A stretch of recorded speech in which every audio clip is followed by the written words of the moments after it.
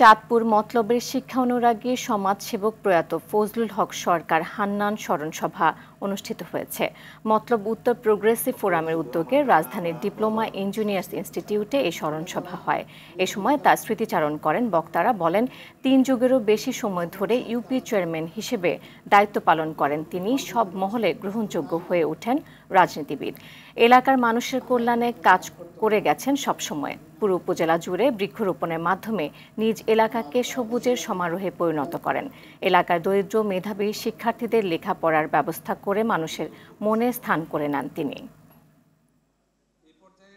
শুধু আমার দাদা বা বাবার 76-77 হবে জিগাতলায়। আমি তখন জিগার প্রতি যে শ্রদ্ধা সম্মান আগে দেখিয়েছেন যে অমোঘ শক্তি আল্লাহ